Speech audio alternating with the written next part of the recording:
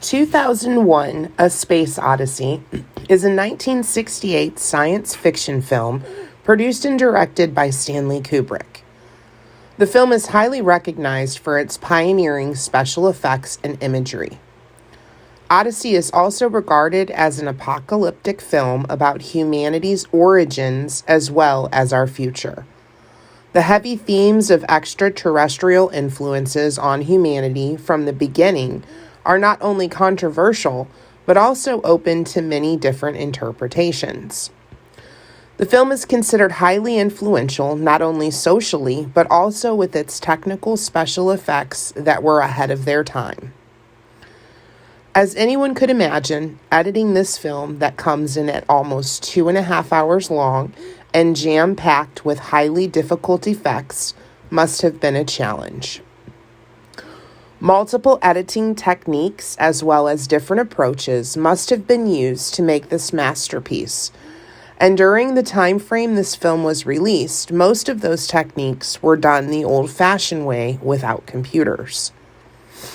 While the discussion about this film's editing could go on for pages, let us discuss 3 specific techniques and scenes that stand out to me as the viewer as I watched Odyssey. First, let us talk about how Kubrick uses shots from different perspectives to orient the viewer to the character's environment. In the scene where we watch David and Frank performing ordinary daily activities aboard the Discovery 1, Kubrick edits the film to show multiple different perspectives. This is done to achieve the effect of the viewer realizing that the characters are in space, an environment with no gravity. Editing the film to show multiple perspectives during David's jog and Frank's food preparation set the stage visually for the viewer to understand the zero-gravity environment without having to be told.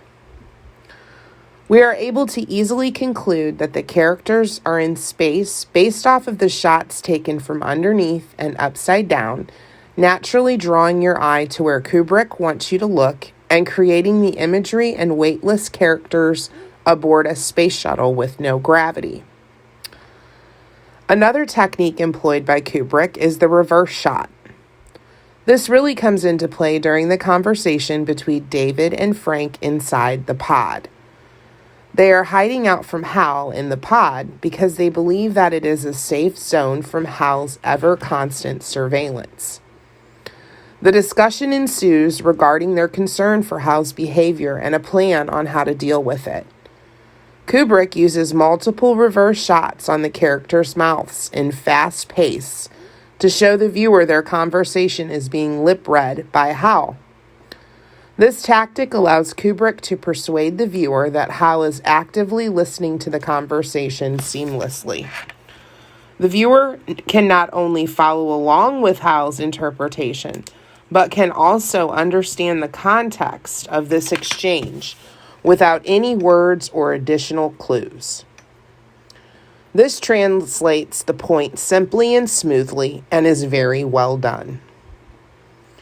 Lastly, the time lapses and continuity editing done in the final scenes take the viewer through David's process once he has landed in the unknown.